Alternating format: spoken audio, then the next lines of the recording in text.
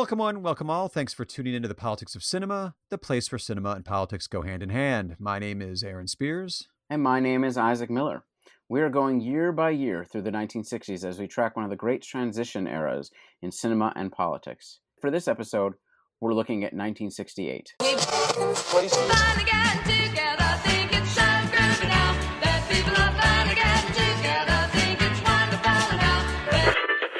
Smoke all 7 filter cigarettes. You'll find some too strong, some too light.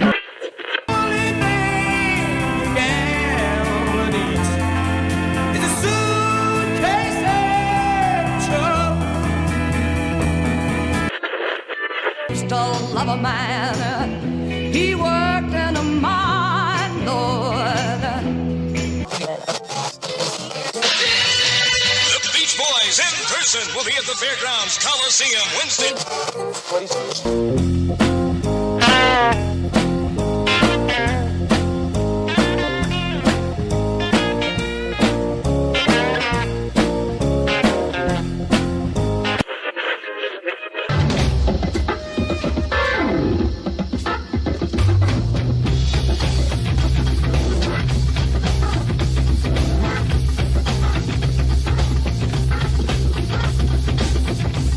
So on this episode, we'll be focusing on Targets, Barbarella, Symbiopsychotaxiplasm, take 1.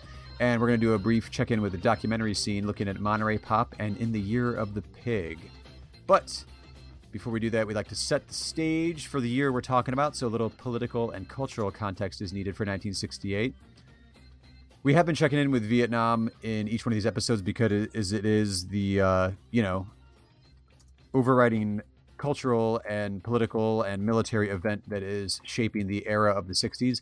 This is the peak year, Isaac. This is the top year of troop levels, 536,000 plus troops in Vietnam in 1968. Not that it's a drastic drop off from here, but this is peak troop level in Vietnam in 1968. Right, it'll slowly start to slow down as the years go by. Well, actually, too, I'm reading a fictional young adult book called The Vinyl Underground right now. It's all set in 1968. And it's interesting because it's going through 1 year in the life of this high school student who's got to register for the draft starting in January. And they're reporting on, which I think is accurate, in the beginning of the year of 1968, it was like, oh, this might be winding down. This is pre-Tet Offensive, which is obviously launched in 1968. But it was the idea of like, oh, this might be winding down. This might not be a thing that I have to worry about as a teen going into the draft. Well, that seems a little early. For one thing, when I say it slowly winds down, it's not that quick. The war, U.S. troops will still be in until 1973. Right. And then the war itself will continue until 1975. And it's I didn't mean that it was actually winding down. I just meant like there was an ebb and flow to it if you lived in the moment. Right, yeah. That this was actually happening. Like, oh, hopefully the tide is turning. Well, this is the year of the Tet Offensive, which is the, part of it is that the Johnson administration and the generals in charge have been selling that this war was under control, that we're winning. And the Tet Offensive, which was a massive conventional assault by both Northern forces and the NLF, the National Liberation Front, situated in the South, basically is a decisive political moment in the conflict, right? In some ways a turning point. Militarily is actually a disaster and does severe damage, especially to the guerrillas situated in the South, but politically is a massive blow to the U.S. war effort and basically signals that this isn't going to end anytime soon. And, is part of, in some ways, what, as I understand it, what ended the Johnson administration. Is, politically very damaging. Right. This is also the year of the My Lai massacre. Right, which is a little bit later on, right, in the year? I think it's a little later on in the year. This is, a massacre, which I think in a lot of ways this is actually not particularly uncommon in the war, but it was definitive proof of what was happening on a regular basis. This is also the year in Minneapolis where the American Indian movement is founded and started, which ends up being a significant protest organization that was very active throughout the 60s and 70s. Fighting for indigenous rights and internationalism and so forth. Right. The Yippies take over Grand Central Station. Yeah, the Youth International Party, as we talked about on the last episode, very active. And I don't remember exactly what taking over Grand Central Station included, disrupting traffic and probably the commuter schedule going on there. But, the Yippies knew how to grab a headline. This is also the year when LBJ, as you mentioned with, the Tet Offensive in Vietnam, he announces, I will not seek nor will I accept, a nomination from my party to run for a second term in office. Up Against the Wall Motherfuckers forms in New York City. Do you know this group? I actually don't. So Up Against the Wall Motherfuckers was like a street theater, protest, have some fun, role playing, as like the cops hassle people. It's up against the wall, motherfuckers. So they took that term back and did a lot of like street theater protests. I find to be entertaining and fun, but I'm not sure how effective that necessarily was. It was clearly just, the white squares in suburbia were probably just like, ugh, hippies again. Look what they're doing now. Martin Luther King is assassinated, which is a massive, massive deal. One of the movies that we decided not to do because it deserves a major, major episode all its own, and we just couldn't fit it in even for like a 20 minutes, is Uptight, which deals with the political reverberations. It's on YouTube now. Go watch it. We will be covering it. True. Yeah, it's 68 is like that banner year. Well, obviously, like we mentioned, like the reverberations and the unease, generally speaking, in the culture that comes with the president of the United States being assassinated a couple years earlier. Now you have the dual political assassinations of MLK and then his brother, RFK, both being assassinated in the same year. I cannot picture living in a society where political assassinations are starting to feel commonplace. Mm-hmm. Well, give it time. And thankfully so. But anytime I talk to my parents or people of the generation that was around them, that were just like, yeah, it just felt like there was no order. It was falling apart. Yeah. Well, we're going to see that in some of our movies today, actually. Absolutely. Well, I mean, speaking of, let's just stick with assassinations for a minute. This is when Bobby Hutton, Black Panther, is assassinated by the cops. And Eldridge Cleaver is injured in the same assassination out in Oakland. So again, more police killing Black people in the streets in cold blood. Well, and this is, there's a targeted campaign to destroy the Black Panthers, and it, is ultimately successful. Right. And also, like, this is in its infancy. Like, it's been around for what, like a year, maybe 2 at this time? I mean, things start pretty hot. This targeted instantly. I mean, to understand that this is the peak of the, quote, 60s in many ways. And there are... globally, too. Globally. So this is, this is May 68 in France. There's 10 million workers on strike, students in the streets. Not a revolution, but, a profound political turning point in French history. But the truth is that there are protests literally all over the world. This is a massive, massive year. When you actually think about it, I've been thinking about this for like 10 years. Since basically about 2011, we have gone through multiple waves of basically coordinated protests globally. I mean, the Arab Spring, but much is that. So in some ways, I don't think we've realized that we've lived through periods as significant as 68, and maybe we haven't. But to understand that this is what we're dealing with here, we're just dealing with the very American tip of a massive global iceberg. Yeah. I mean, May 68 is its whole, like, there's books and books and books around it. Then there's like the Prague Spring is this year. There's all kinds of stuff going on. But yeah, we're kind of focusing on like the American context because we're covering, Hollywood and the transitions that's going on in 68. This is also the famous Tommy Smith, John Carlos, gloved, fist in the air at the Olympics in Mexico. Huge political statement that if you have the time, go to YouTube and watch some of the sportscasters and how they dealt with the reaction to that particular protest is comical, in my opinion, there too. Because they just don't know what to do with it. And which is, my mouth is aghast because, like, were you not aware of what was going on in your own fucking country in 1968? This is not a surprise at all. No, they were not aware. Berkeley is shut down by protesters. It's because it's also the Democratic National Convention is held in Chicago this year.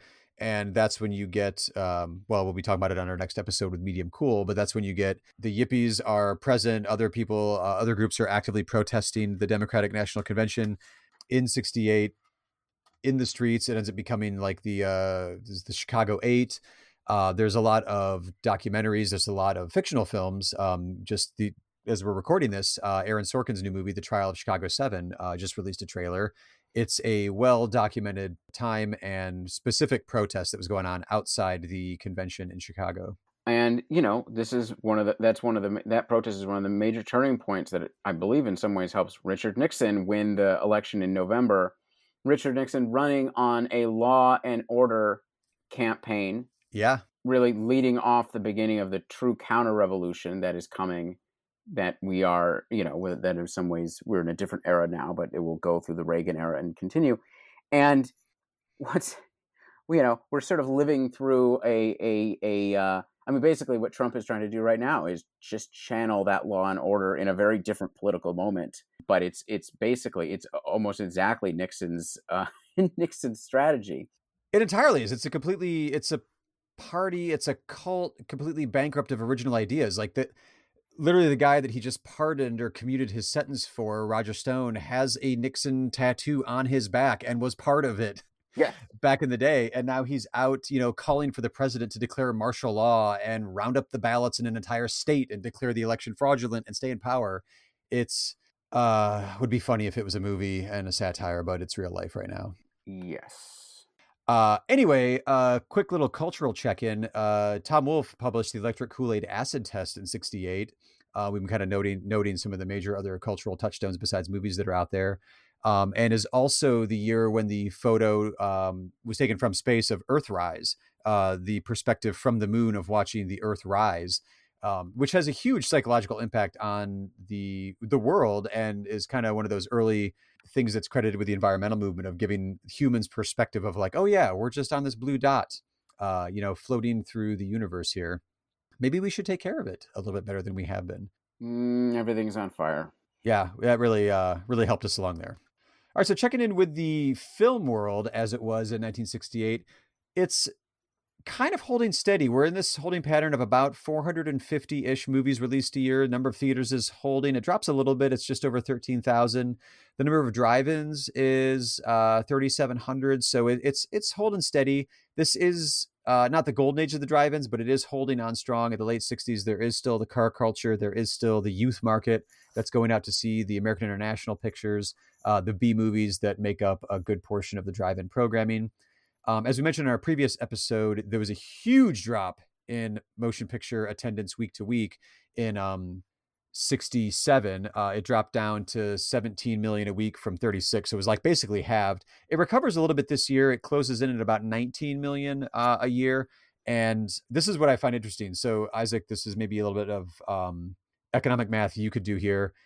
The average ticket price in 67 was $1.20. The average ticket price jumps to $2.31, a little over $2 in 68. And so we're seeing less people at the box office than just less people weekly from a couple of years ago. But the box office actually jumps up and cracks over $1 billion for the first time in 68. But that has to be because the average ticket price has now basically jumped. It jumped $1.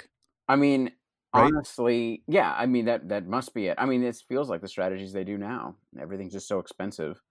You're right. Just compensating for, all the competition.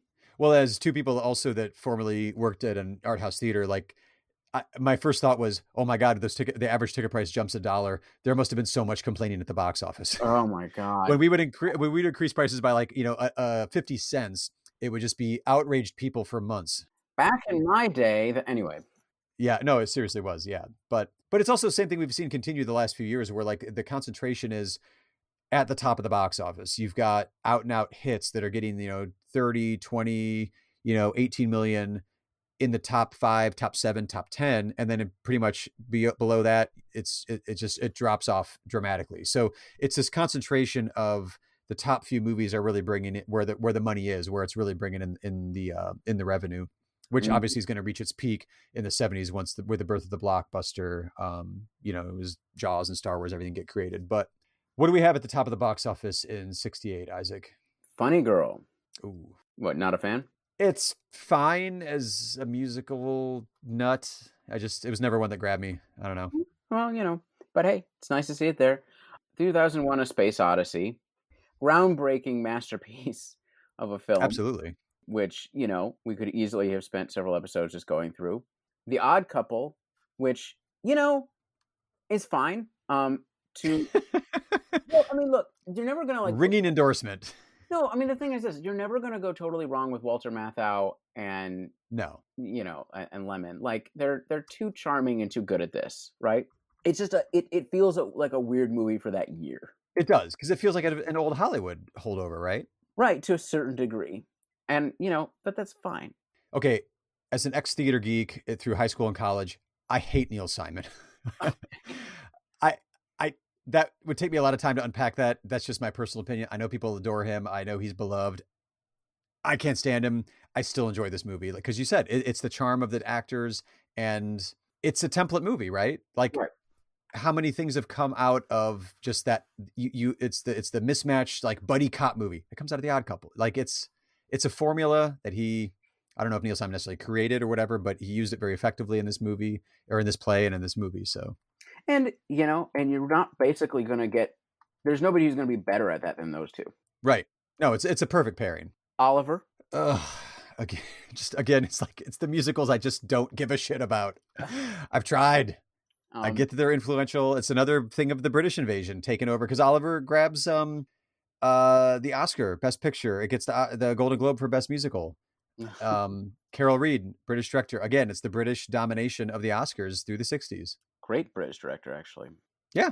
Heavily No, not knocking the direction at all. Like, and if you like that musical, it's a really great film adaptation of that musical.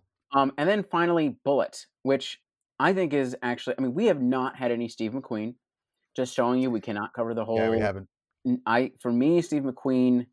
I mean, if you're talking about your sort of uber masculinity of the 60s, I mean, we already talked about Lee Marvin. We already talked about Lee Marvin. I think Steve McQueen is the other one who sort of pulls that off in a way that I think is still pretty great today. And I was just sort of, I rewatched this for this episode just to sort of, get into the mood. And what I find interesting about it, so he's, it's a cop movie. You talk about the police as an institution and so forth. But within the genre, it's interesting to me how much of this doesn't actually feel like sort of a forerunner to Dirty Harry. Because I remember reading a review where somebody was saying that. And he certainly is sort of up against the man or against a politician, at least to a certain degree. And he's right. But part of what's so interesting about it is the degree to which this is a movie about the trauma and how messed up he is. And by the end of the movie, it doesn't feel like he's won at all. I mean, the last scene is basically him just looking at himself in the mirror. And I think, there's some interesting stuff to dig into. It's a well-made movie, famous car chase. And right. Yeah. And Steve McQueen, actually, I think showing his range. Yeah, it's one of those I really wanted to revisit for this episode because I haven't seen it in a long time. But yeah, I have like a Dirty Harry association in my mind for some reason as well with that movie. I don't know why. Well, tough time period wise, maybe, or tough cops in San Francisco. No, that's why then. All right. But whereas I just feel like, I mean, you can find reactionary elements in it. It's a cop movie, but I think there's a melancholy to it that's interesting. Right. Certainly is a portrayal of the violence of society and so forth. Right. But then of note, well, this year is ridiculous. It is. It's pretty stacked. A few to just mention, with a few comments briefly. Rosemary's Baby is 1968.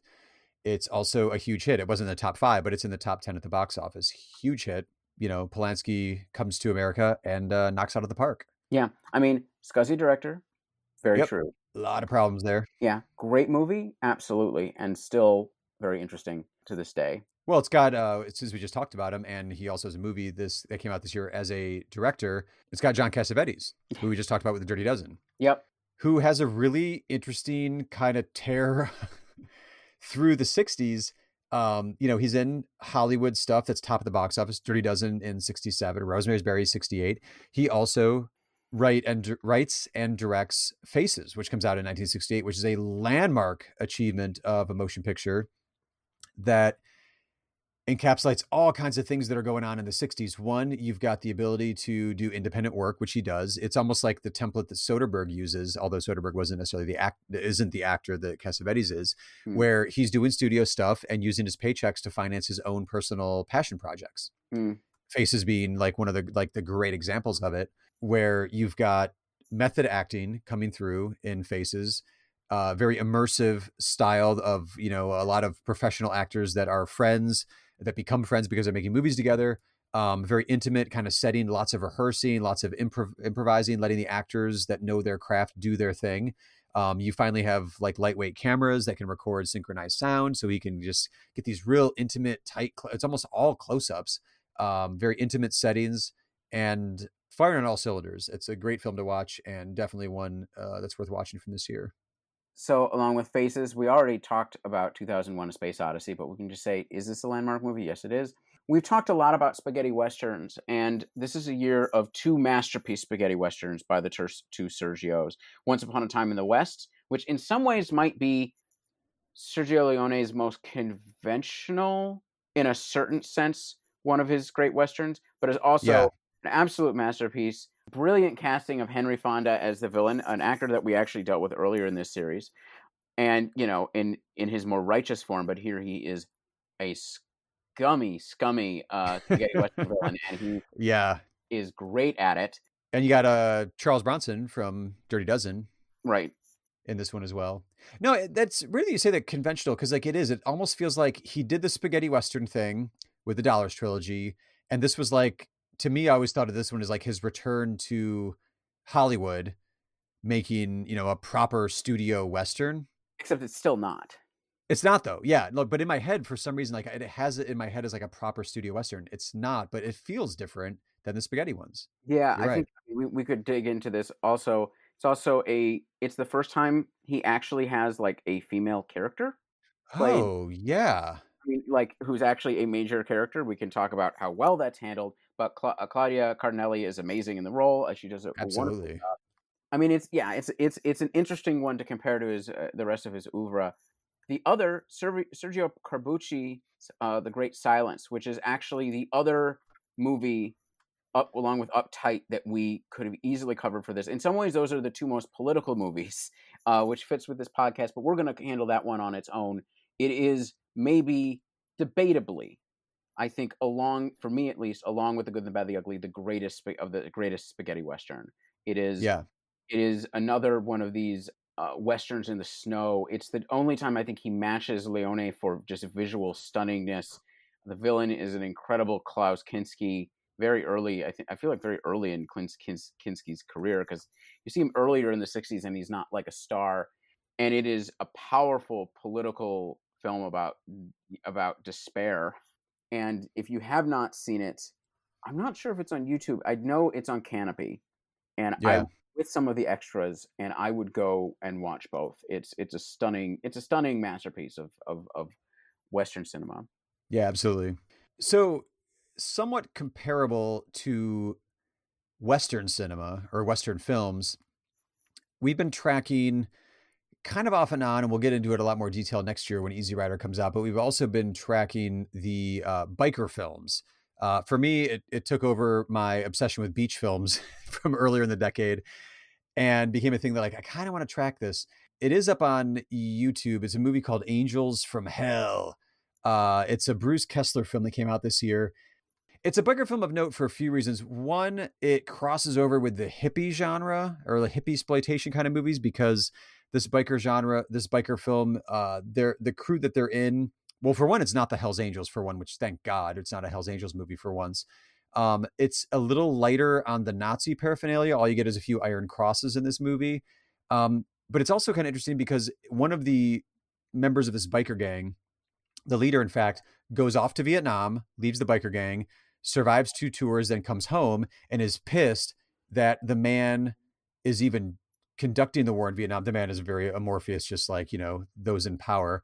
And then also convinced him to sign up for a second tour, reclaims his biker gang in some very violent fights at the beginning of the movie, and then wants to organize his biker gang as like a rebellion against the Vietnam War. But also an ex-member of the biker gang that they go visit in Hollywood is now a movie star. And there's a film producer in this movie who decides to do a biker film because, hey, all these bikers came to visit my client. So it's an interesting biker film that it operates within the world where biker films are a thing and they're a hit. They don't really end up going anywhere with that subplot. It gets dropped off early, but it's one of those that, like, we're seeing the lessening of Hell's Angels, the lessening of overt Nazi paraphernalia, and also includes a lot of hippie elements in this one. Like they actually go and hang out with the commune at one point in time in this movie. But it's just interesting to kind of track this evolution of biker films as we're going through the 60s here. I think with a culmination of Easy Rider next year, but there is one this year that's, I would say, of note, and I thought it was worth watching. A lot of the biker films just aren't worth watching. Like Girl in the Golden Boots, I watched. Like they're still mostly just terrible. This one actually has a little bit more themes it's dealing with the whole, like, the Vietnam War is definitely a thing in this movie. Other notable film. Can we just say fuck the Green Berets? Yeah, done. Yeah, there we go. It's interesting that John Wayne does a movie that, like, during the Vietnam War, though, about the Vietnam War, and it's so clear what his politics are. So again, see previous fuck the Green Berets comment. Right.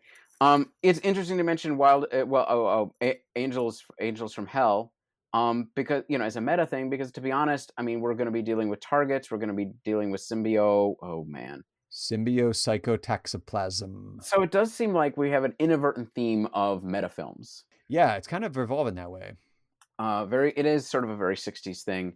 Other notable film, Wild in the Streets. Generational warfare turns into a near fascist dictatorship by people under 35. Oh, that is accurate, but that wouldn't be the one-line synopsis I have for that movie. It's such, like, it captures like that zeitgeist of, like, youth is what we're going for. So, like, what if we lowered the voting age to 14, man? I mean, yeah. Well, part of it is, for me, is it's so interesting because there's actually, like, some decent political talk about the party system, but it's also, like, an incredibly, like, as a sort of capturing the moment, it's the most superficial because it's like, let's strip away what the young people are actually mad about and just make it because they're square, because the old people are square. Right. It's like, there's no Vietnam, there's no civil rights movement, there's no free speech. It's just, old people really suck, and right. Yeah, I mean, because it's still just like a B movie. Was it actually an American International Pictures movie? I feel like it was, but there's also the commentary of, like, the musician. Like, he becomes a musician, and that's where he gets his cultural cachet and his cultural power from, and then he turns political. So the rock god.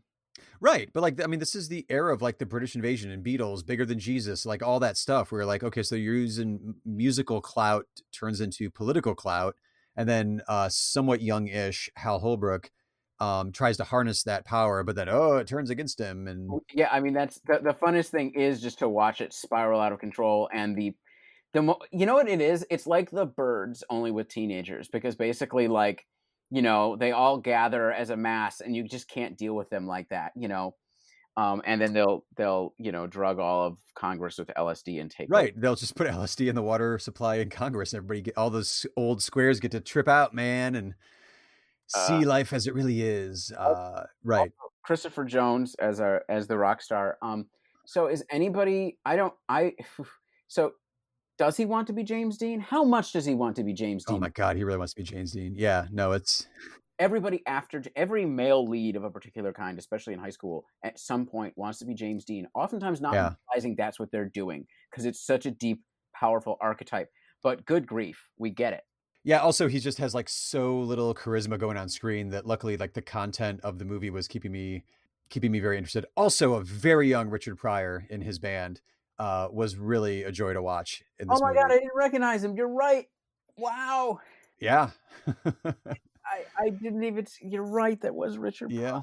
Cool. And then the last thing to say of note for this year, you can't mention 1968 without mentioning fucking Night of the Living Dead comes out. Like, one of the independent films of all time, just out of nowhere, hits the scene and is, creates, like, zombie, the modern zombie movie. Like, you do not have it without Night of the Living Dead coming out in 68. Thank you, Romero. And thank you, Romero. Also, so this is maybe, if anything, maybe the most culturally consequential film that we're talking about here in some ways, just in terms of just pop culture production.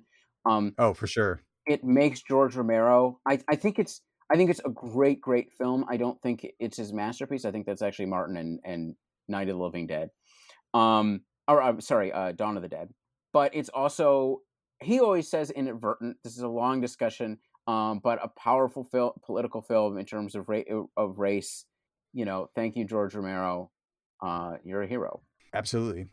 The last quick thing of note before we jump into our feature presentation for this particular episode is this is the year, November 1968, is when the Modern Motion Picture Association of America releases the film ratings system.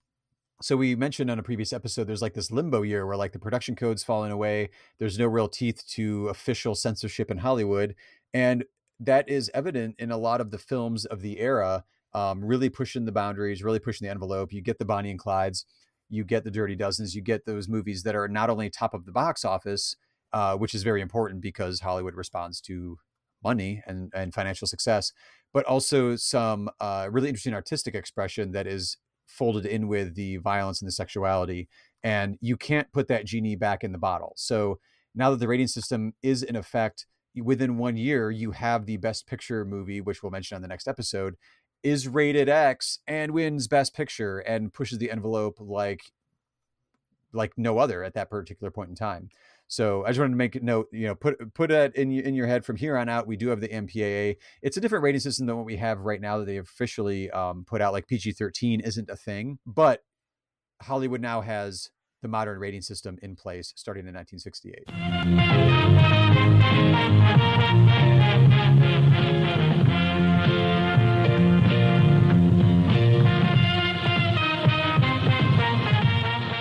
So first up from 1968, we have Barbarella, the cult classic. Barbarella is an astronaut from the 41st century.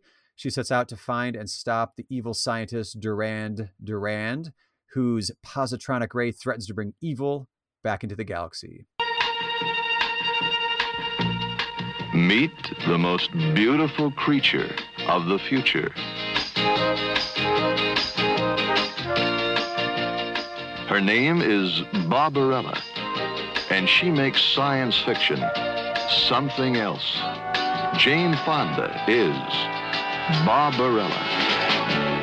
Barbarella is a 5-star, double-rated astronavigatrix Earth girl whose specialty is love. Shall I tell you what I would like? I think I know. her top secret mission is a real wing dinger. Could you hand me a garment? See Barbarella do her thing with the nice angel. With the warm, friendly Iceman. With the cold, evil Black Queen.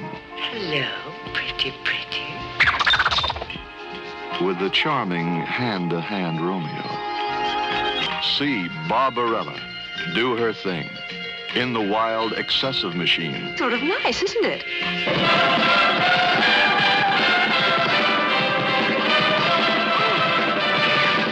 In the biting birdcage. In the chamber of dreams. In the labyrinth of love. In the deadly dollhouse. In the palace of pleasure. You find adventure beyond your imagination when you get lost in space with Barbarella.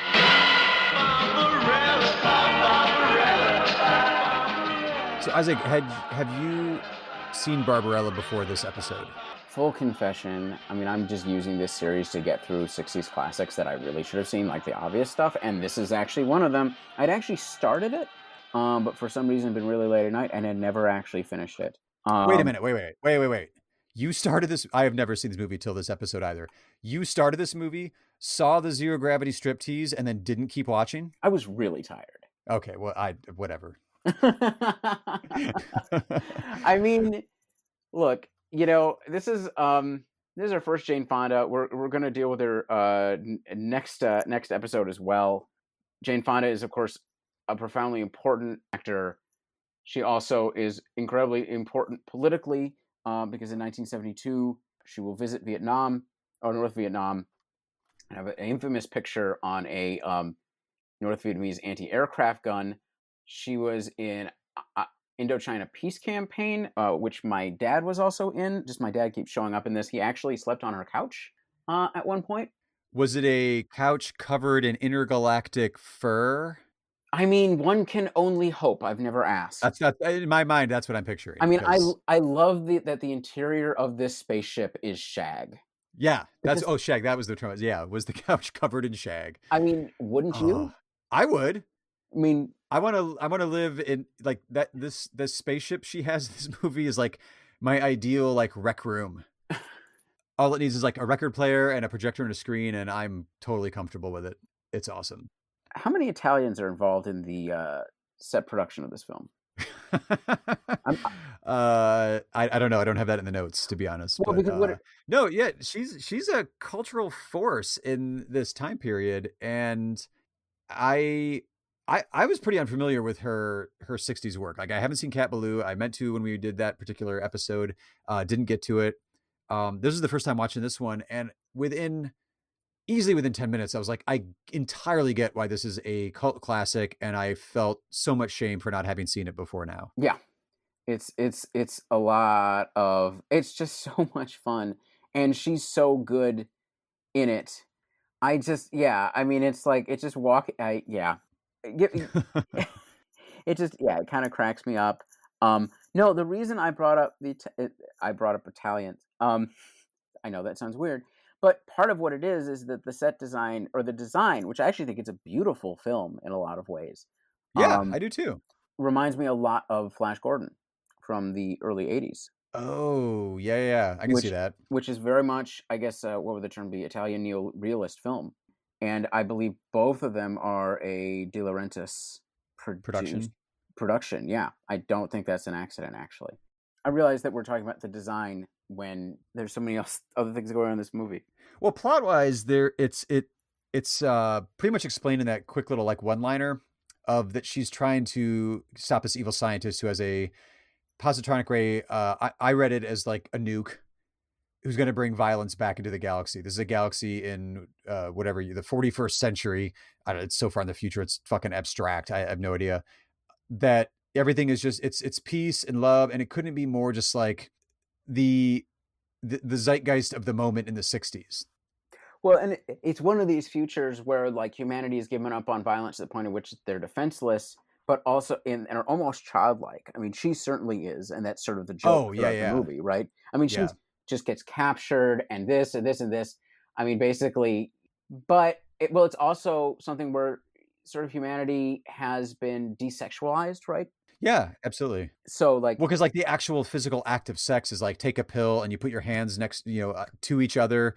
When she meets the first guy on this planet that helps her out, is like, oh, you want to do it that way? Like it's weird to say it in use the same words in the same sentence, but you're right. It's a very childlike view of the world, of the universe that she has, but then meets right up with like what is human sexuality. Right. I mean, it's, well, look, it is actually a porn plot, right? Like that's.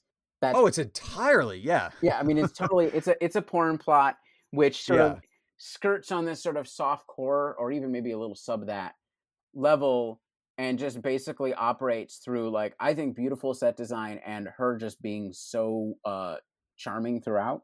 Yeah. Well, again, with like that kind of like childlike wonder of like they're like kidnapped several times, in danger. You never actually think, oh, she's actually in danger. I don't know, that ending, man. That's an apocalyptic ending. I mean, basically the world is, or at least the major civilizational center is destroyed in a ocean of evil. Like, actually, when you start to think about the cosmology of this film, it's pretty heavy. Yeah. But I meant like there's never a time where like I felt like, oh, she's not going to make it, or oh, sure, she's in such peril that it's not going to. When she's in like the overdosing in the pleasure machine or whatever the hell that was called, it was like it was never like, oh no, it's Barbarella's not going to make it. I was just like, oh, how's she going to get out of this mess? She's going to overload. It's not quite another like. She's going to overload the evil orgasm inducer. Right. I put in the note to me like this movie shouldn't work. This movie, like you said, it's a porn plot with what basically should be a Mystery Science Theater level of camp shtick that they should be making fun of the whole time.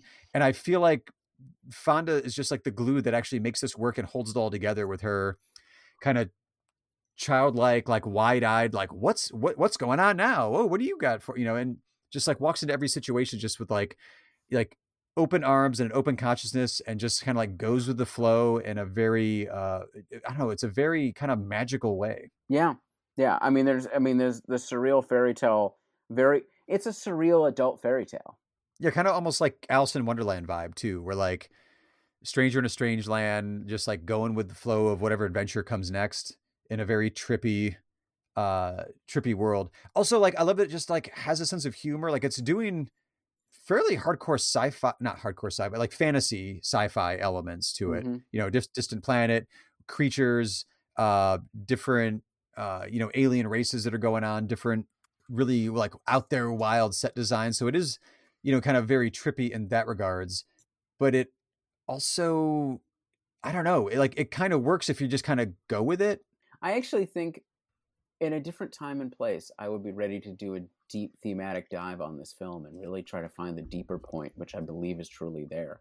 But well, okay, well, for one, you've got a female star, technically as an astronaut. So you've got like, you know, sexy, single, political female. Like it's a political mission. We need to save the universe from this horrible, you know, positronic ray that could just like end planets, end civilizations, whatever. Challenging gender norms. She's enjoying her own bodily pleasures. She's advocating for an anti-war message, getting rid of dangerous weapons that could destroy everybody. All right. That's all there. That's pretty good. Yeah. All right. Thank you. Okay. Well done. Well, then also, I think it's analogous to James Bond. Every James Bond adventure, people tune in to see the action, for one, obviously, the intrigue, the gadgetry, but also he just runs around fucking everybody. Yeah. Everybody she meets, you're just like, oh, is she going to sleep with them using, you know, traditional human sexuality, or is she going to do like the pill sex thing that everybody does in the 41st century? And usually traditional. You don't actually, usually traditional. You don't see a thing. It's all in the aftermath, but you know, that's for the imagination. But right. Yeah. All right. There we go. I you know, I don't have a lot to add to that. I enjoyed it. I actually enjoyed the sort of the world building of it, weirdly enough, and I enjoyed the set design. I enjoy basically the sly, you know, I keep coming back to this, but you know, the meta humor of it in a way, right? Yeah. And I think it does that. You know, I mean, that everyone is in on the joke here. Right. But playing it it's light, but they're taking it very seriously. Right. Which I think is what saves it from that MST3K level camp. Well, here's the thing is there's actually a lot of talent involved in making this movie. Oh, yeah. And I think that's just it. I think they're both winking at you and playing it straight at the same time. Yes. And which is tough to do. Which is why MST3K has done so many shitty sci-fi movies over the years, because it's a deep well of garbage when this doesn't work. Right. But with this movie, if you were to do that sort of treatment, it would just feel mean. You know? It would. Yeah, I think so too. How could you do that to Jane Fonda? No, but that's part of the talent of it, right? That's the thing that they hold together is you feel the sympathy. Yeah.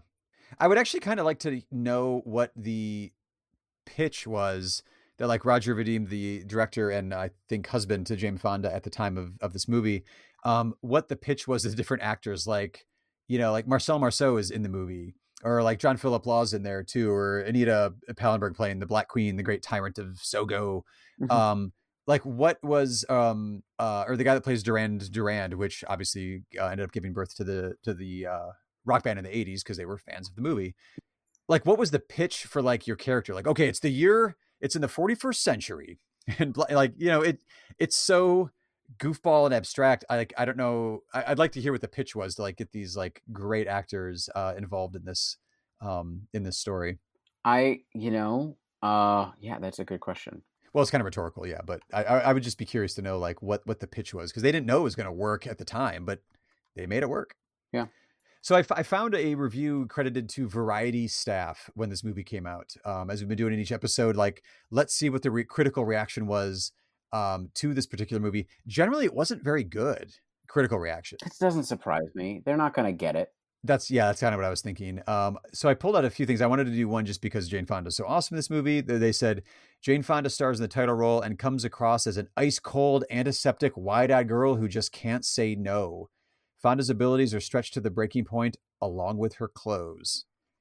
I don't feel like that's very accurate. Ice cold is definitely not what I would say. No. I mean, the wide-eyed girl, like I get that description, but they're really hung up on like the fact that it seems like, because there's like a wide-eyed girl who can't say no. It seems like they're just hung up on the fact that she's enjoying sexuality. I mean, here's the thing: is this they're just gonna be viewing this as like a softcore exploitation movie, which is right, completely what it is. But you know, we have our, I don't want to say ironic distance because that's really annoying, but you know, we have our sort of distance from it where, you know, the campiness is really enjoyable, especially because the campiness of a movie that knows exactly what it is. I mean, there's different ways that camp can work. One is where it knows exactly what it is. That's a really risky thing because it can also be a lot of bullshit in there where it's like, yeah, we get it, you know. Yeah, Sharknado, we know, whatever. But then there's the thing where they know what they are and they're just able to walk that line, which interestingly enough, I mentioned this, but I think, you know, Flash Gordon is another movie that walks that line, right? Sure. So, you know, I actually now want to do a little research to see what the connections between the two movies are. Well, so they also, because we were mentioning the special effects and the design to it, they mentioned that the film can't really be called overproduced considering the slapdash special effects, grainy process, and poor caliber of props. I mean, look, yeah, there's some initial scenes that look like, you know, a Star Trek episode from the same period. But when you get to the city and the maze, I mean, part of what I mean about heavy, you know, like you have a maze where all that is good has been exiled. And they're just wandering around entombed inside rock formations. It's like, that's a lot right there. You know, this is a pretty dystopian situation, you know, ruled by a bondage queen, basically. Right. Oh my God, the outfits, they're so, oh yeah. Anyway. Yeah. It's, you know, like there's more. Yeah. They're just missing the point. It really was. Yeah. I mean, not to open up a whole other discussion thread as we're wrapping up our talking about Barbarella, but the fact that this comes out the same year as 2001 is really interesting to me, because you have like the very serious approach Kubrick has of space travel and the way he films space travel versus the way, like, picture the ships in 2001 and then picture like the ships that are flown around in Barbarella. I think it's just a really interesting comparison. Yeah. I mean, well, you know, I mean, the truth is one is a vision of the future of film and where it's going. And the other one is sort of reveling in the camp present. Yeah. And that's fine. Right. I haven't seen 2001 in a few years, but I'm fairly comfortable saying that none of the ships in 2001 are adorned with shag carpet. No, I don't think so, but they should be. No, they'd be a lot more comfortable. You know, if you want the shag carpet ship, you know what movie to watch. If you want the non-shag carpet ship, you know what movie to watch. Yeah, you're just kind of setting this up. That's pretty rough for 2001. Well, it just depends on what you're in the mood for and what particular evening. When I hit play on Barbarella, I was not sure what I was going to get, and I was giddy within 10, 15 minutes of the movie going. And I was like, oh, this is why it's a cult classic. Yep. No, you can totally, I understand now. Yeah. Speaking of cult classics. Ooh, what a segue. Mm-hmm. Targets. Peter Bogdanovich's directorial debut came out in 1968. For those unfamiliar, Targets is about an elderly horror film star making a personal appearance at a drive-in theater. Also happens to be there on the night when a psychotic Vietnam War veteran who has turned into a mass murdering sniper starts taking people out at the same drive-in. We thank you for the food we're about to receive. In the Lord's name, amen. Amen. A typical American family at dinner. Mom and Dad, their beautiful daughter-in-law, and their only son, Joe, a homicidal maniac. Harry! What are you doing? How's your dad? It's okay. Here you go. Thanks a lot. What you hung this time? Gonna shoot some pigs. Targets, a movie about a war inside a man's head. Peter Bogdanovich takes you for a roller coaster ride through the canyons of a disturbed mind in Targets. What turns an all-American boy into an all-American killer? So the description, all the descriptions mention him as a Vietnam War veteran. That is not in the film. It is. Where? He looks at one point at a picture of himself in his like military, like, you know, private uniform holding a weapon. Oh gosh, is that really it? I mean, it's not specifically said like, oh, you're glad you're back from Vietnam, honey. That was a rough time over there. But it does show him. And basically, if you don't know what's in the Vietnam era, you could just see it's a picture of him like an army, you know, like cadet uniform, basically. Well, you know what? Then I cede everything I was going to say about this movie because clearly I didn't watch it closely enough the multiple times I've seen it. I mean, it's literally a blink and you miss it scene. I mean, it's really not like in the forefront of the text there. So is this, I mean, that in itself makes this sort of groundbreaking because the dangerous Vietnam vet trope, you know, the killer who comes home has begun. I mean, this is, I don't know if there's another movie before this, but it's about as early as it can get. Well, so I mentioned Angels from Hell. Like that's a returning Vietnam War veteran who reclaims his biker gang. Mm. So like, yeah, the returning, I mean, I think it's becoming a trope. If not in 68, maybe we missed a movie in 67, but this, I've always thought of this as the start. I mean, so let's jump into this a little because I love this movie dearly. Yeah. And I think it's an interesting time capsule that disturbingly speaks to our moment of mass shootings by disaffected white men. Yes. And it portrays that very, very well as our Vietnam vet who's, you know, totally sort of, you know, it's just this portrayal of sort of the casual sort of gun culture. You know, he lives with his parents and his wife. They all live in the same house. It is this sort of ideal 50s, but it's clearly a 60s family, but yet it's, you know, this ideal family. And he is this perfect white bread boy who's, you know, always says sir to his father and whatever. Oh, yeah. And they go out shooting. Yep. And yet you just see, you know, that first scene when he goes into his house and he doesn't tell his wife or mother that he's home and is just walking around looking at the pictures of the house like these are people that he doesn't even know. It's even filmed that way too, because like you said, it's almost the first time you see him in the movie. And I remember the first time I saw this movie thinking like, wait, did he break into a house? Mm-hmm. And then when you hear him talking, we're like, oh, okay, no, this is actually where he lives. Because it has that feeling of like, is he supposed to be here? Yeah, right. Like, well, that's just it. I mean, I think those scenes, and then, you know, finally when he starts to, I mean, basically what happened, what's interesting about this, we basically have two movies that meet, right? Yeah. And so sort of talking about the first movie, you know, he reaches out to his wife in sort of a desperate attempt to sort of like say there's something wrong with me. And she just doesn't really connect. She doesn't realize, right? It's always, you know, everything. Well, she kind of does because he's reaching out to her to like, hey, can we talk? And they're off on their own in their bedroom. So like he's not around his parents at the time, but she's getting ready for work. Right. So she has to get ready for work. But then when she does get home from work, she does ask him like, oh, did you want to talk? Right. But it's acknowledging like, oh, but I'm also really sleepy. She's working the third shift at like the phone company or something.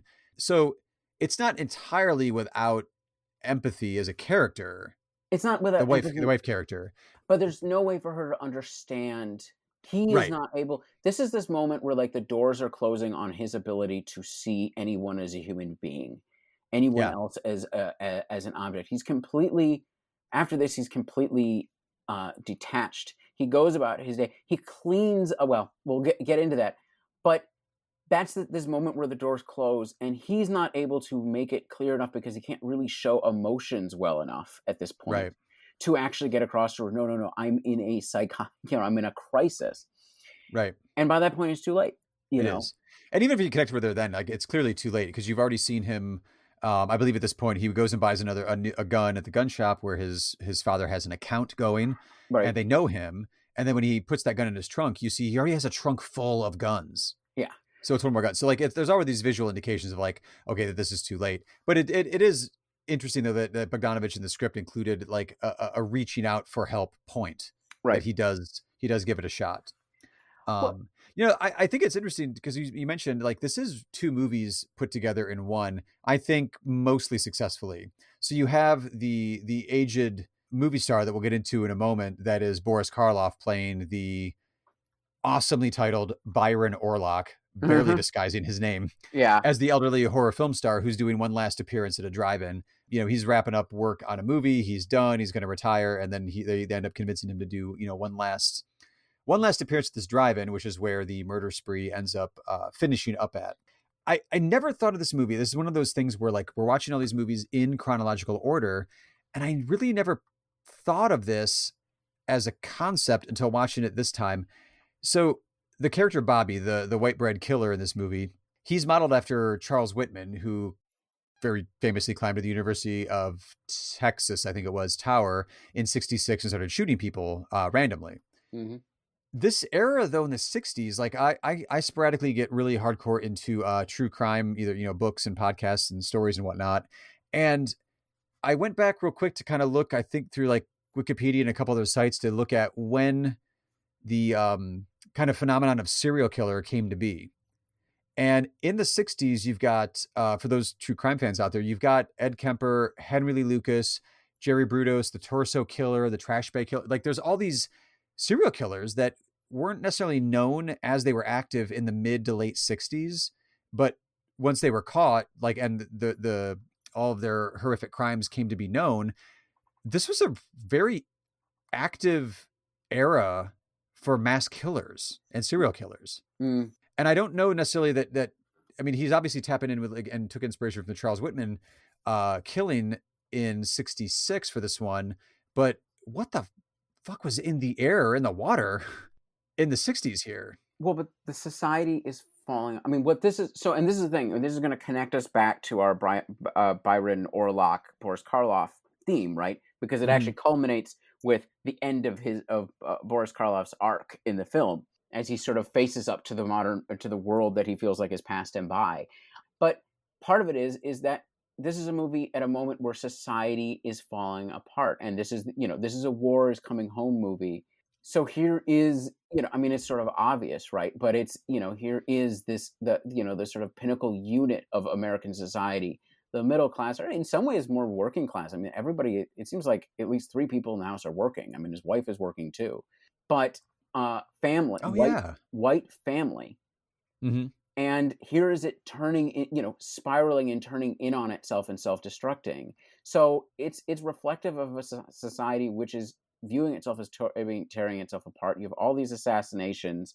Mind you, a lot of them are going to happen after this movie is already made. But it means just how timely it is. You have the serial killers. You have Vietnam. You have everything. And it's reflective of that. It's reflective of a societal crisis in which it just feels like things are just randomly happening. I mean, part of it is he's such a klutz, right? Like he goes about everything. He chillingly murders his wife and mother and I guess the guy from the grocery store who's helping them, and then cleans it all up like a good boy. Right. He just cleans it. He doesn't need to, and then carries them all into their beds because that's where they should be. Right. Well, I wanted to mention too, real quick, as you were saying, like the timeline for it. It was filmed before the assassinations, but this movie was released after Martin Luther King and Robert Kennedy were both assassinated. I think that affects the release, doesn't it? I mean, it does. It does. I'm saying, so like it was filmed before, but it comes out. It couldn't be more poorly placed as far as like political assassinations, and again, like post Charles Whitman and the shooting and all that. Like it comes out after these assassinations that happened in 1968. Right. Well, also, so he kills his wife, his mother, and then the delivery boy from the grocery store. Which this is interesting because this is where it straddles that line for me of like old Hollywood and then the new Hollywood transition. And I think this is why this movie kind of straddles both worlds, because also when we get to the Boris Karloff part in just a moment here, that's so old Hollywood to me. But the murder scene here in the house, his first 3 people that he murders, feels very old Hollywood to me, coming off of the violence of like Bonnie and Clyde and the Dirty Dozen and Good, the Bad, and the Ugly. It's like one shot to the gut, a little bit of blood. Oh, and then they're all fall over dead. Like it's one shot and they're done. There isn't like an overuse of blood or squibs or anything super violent. It kind of almost feels like, Humphrey Bogart level, like shooting somebody, but you see maybe like a touch more blood. I think it is a little more than that. Yeah, they are shot. There's more blood than there would be. It's in color, And Built in color is a huge deal, I think. Yeah. Yeah. So I actually think, I mean, part of it, and he's cleaning it up. So they don't have to. I think that, and then part of it is the sheer shockingness of it, right? You painted this family. I don't think that's something that could have happened before. I don't think it could have made it through. I'm not sure, but No, I think you're right. Yeah. So I actually think it is the new violence, and him just sitting on the roadway, just picking people off and watching them like ants. Yeah. Yeah. While they're like ants, and they scramble around, and he's just trying to sharpshoot everyone. Yeah.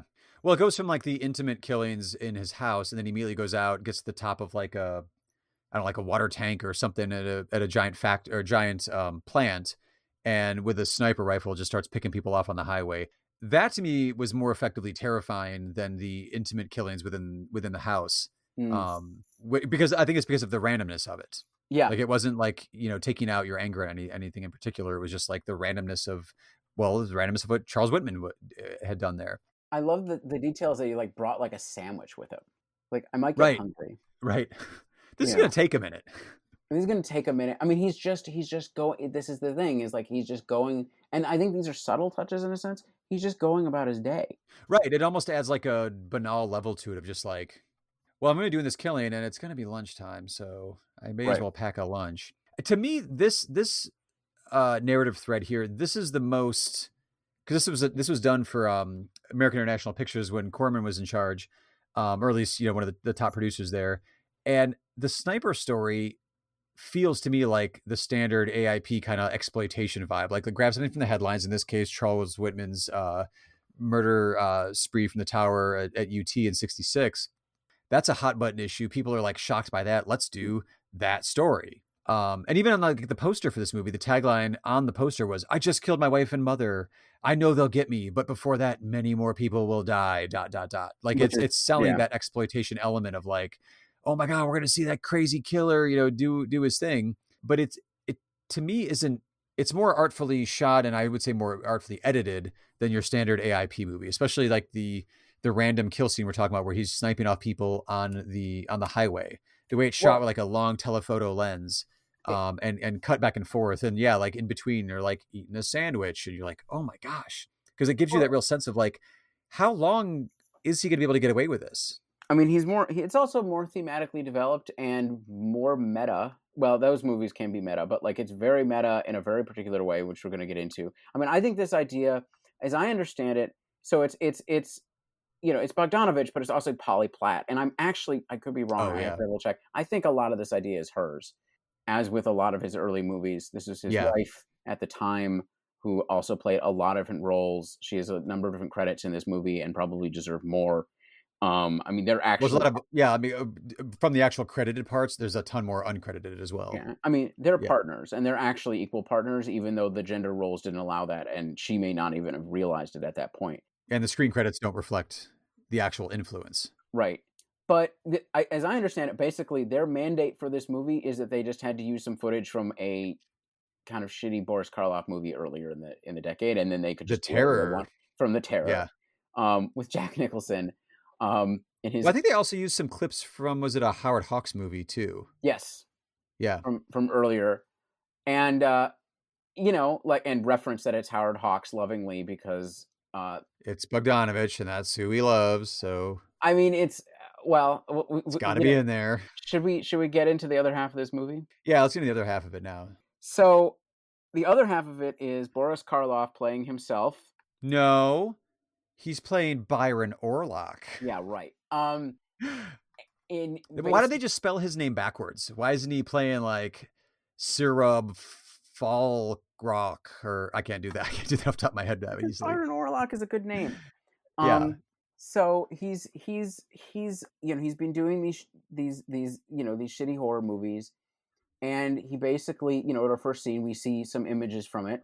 From one of them, and he's basically come to a point where he feels both outdated, but we realize as the movie goes on, in some ways he's frightened by the changing world, and he doesn't feel like his kind of horror reflects that or can speak to it anymore. Right. So he's trying to get out. He's burning everything down. I mean, he doesn't have official contracts with the studio, but he's supposed to do our young Sammy Michaels, the director, who's played by Peter Bogdanovich and is clearly Peter Bogdanovich, he doesn't want to do his actual art movie. He's just burning it all down. And, it's basically about his relationship with Sammy and Jenny, who's his assistant and also Sammy's girlfriend, and them sort of dealing with him as he sort of melts down. He basically has a senior citizen temper tantrum, but it is one that is reflective of his place, actual Boris Karloff's place in a changing society as a cultural figure. And Right. as somebody who loves Boris Karloff, yeah, it's a little on the nose. Yeah, we get it. I love it. I still love it. The meta part of it too is, it couldn't be more meta because that's the way Bogdanovich wrote it. But Karloff actually owed Corman, because this is how Corman worked. He owed Corman 2 days' work. I think in a previous episode, I can't remember which year it was, we were talking about Corman, and you said like, oh, we probably owed some hours to Corman, as like, that's why so-and-so was in a movie. It was literally the case in this one. Karloff owed Corman 2 days' work. Mm-hmm. And so Bogdanovich got the green light to make this movie if he used Karloff and he stayed under budget. So what do you do when you only have, an amazing, classic actor for 2 days? Okay, well, that's only gonna be half the movie, which is clearly what it is. It's half the movie. Karloff needs to be like in a screening room on a studio set, like that's one scene, and then a hotel, and then a drive-in. So you got him for a couple days, and you shoot the scenes, and you get it. Like, it's exactly what you just said. Like, if you like old Hollywood, late 60s LA locations, a little bit of old school, like Big Boss Radio from KHJ, drive-in movie theaters, this hits the nostalgia buttons for you. And I'm completely on board with that. If none of that is of interest to you, then the Karloff, not Karloff, the Orlock, I'm going to retire scenes as a subplot, I feel like it's kind of a slog if you're not kind of vibing on the old Hollywood and the drive-in and the 60s locations. It's just kind of scene after scene of him like, I'm going to retire. Yeah, but you still have to do this. Then Peter Bogdanovich at one point shows up as like the hot young director playing like a 1950s drunk actor. It's horrible drunk acting. Why won't you do my story? Like, and it just rehashes the same stuff over and over again. And it's really, I find the Karloff stuff, I find the Orlock stuff to be kind of repetitive. I still do enjoy it because I like all of those things. And I get the whole Karloff nostalgia, like he's playing himself and all that. But watching this for like the second or third time this time, I was like, these really feel a little clunky to me. So you know what? This is where maybe more than almost any other episode of this podcast so far where we disagree. Yeah. Because I love those scenes, and I love actually that their characters have a history. I actually love their dialogue together. I love the sort of old man relationship, especially with Jenny. There's this point where, I think I was saying this before. There's this point where he picks a grandpa fight, which is basically the grandpa fight, yeah. Yeah, where basically, he's trying to be mean to Jenny, part of it is like they clearly have a real, almost like family-like relationship, right? Like, yeah. And that comes through in every scene. I actually think that's why all this stuff works, is because the character work is actually really strong and is set up very quickly. And his emotional turmoil over dealing with a changing world is also like very clearly there and well put across by Karloff. But he basically is being really rude and mean to her, but in a still sort of playful way, right? He's aware of what he's doing, but she's actually getting mad and also is completely aware of what she basically calls him out and says, you're picking a fight with me because you want to have self-pity and feel totally righteous while you burn down the rest of your career. Right. And you have to just face the fact that there's actually people who care about you, and you can't just do this. And it just reminds me of the fights like my grandpa would get in with my dad, where it's like clearly an engineered fight because my dad is leaving, like we're visiting them and it's the day before they're leaving or something. Like, it's a very recognizable actual behavior. And I love that relationship, and I think it's really well painted in a very short amount of time and well acted. Bogdanovich isn't a great drunk, but I think it's made up for by all the other actors in those scenes. Right. No, that relationship is really good. It's just, I don't know the ratio off the top of my head, but I would say like a third of the Karloff Orlok scenes just seem like it's going over the same territory that a previous scene has already covered very well. That scene is great. No, the stuff, and like you said, the rapport that Orlok has with Jenny as his assistant is really good. Yeah. There's just other stuff, and maybe it's also the way that it's kind of cross-cut. Like you've got the one story of like this blossoming psychopathic murderer from the Vietnam vet story that you get with Bobby Thompson's character. You've got that arc, and it doesn't quite maybe tonally work when you're cutting back and forth between these two stories. Obviously, it's building to like a very visceral climax and a shootout at a drive-in movie theater. But yet, I don't know. Maybe it was also one of those where, like, the freshness of seeing it the first time. It did wow me the first time I saw it. But again, watching it like second, third time, whatever it was this time, I was like, oh, okay, yeah, we got to go through this scene. I remember the scene. And see, yeah, I mean, lost some of its magic. I think the Bogdanovich scenes work better than that. I think it does fit into it fits for me. It is incredibly self-indulgent. So there's the scene where they're watching a Karloff movie where, you know, in some ways Karloff isn't deprecating everything he's doing, but it's like he has moved on. And you're watching this Karloff movie directed by Howard Hawks, which has to be brought up because Bogdanovich worshipped Howard Hawks. That's the self-indulgence, right? Like, it's just so like, we get it. You are yourself. But I still, like, I can forgive that self-indulgence because I feel like it still brings home a real relationship between them, a late career but real relationship that they've had, and the frustration that Bogdanovich's director is feeling at, this would be my big break if you would just do this, and we are actually friends, and you are having this existential crisis. Part of what's so lovely about all this is it is a love letter to Karloff. And here, Karloff, you know, like all these late, I mean, we've talked about in some of your beach movies, you have like these classic, I mean, even, you know, silent movie stars. And Buster Keaton. Yeah. Buster, it's just this ignominious end to their careers. And here, Boris Karloff gets to go out on a genuinely great movie, or very good at least, that treats him with respect and actually gets to talk about what he's accomplished in his career and comment on it in the period that it's in. I think that's great. Yeah. Should we deal with the final scene, I guess? Oh, the shootout? Yeah. Yeah, I mean, I think it's masterfully edited. It does, I think, effectively build to the scene by kind of going back and forth between both stories. I just feel like you could trim up the Boris Karloff story a little bit, but I'm not against it. I give it credit for having like narrative balls to like really do, like, they're barely even connected. In the first scene, the Bobby Thompson character, when he's buying some more ammo and a gun, he's like, oh, hey, that's Byron Orlok over there. So like he does connect it right away. We're like, oh, that scene that we just saw is taking place outside the gun store where this other character is at. I mean, other than that, there's really no overlap until they get to the drive-in theater at the end of the movie. Yeah. And I have to admit, it doesn't 100% land in the sense of like how they sync up. I will admit that.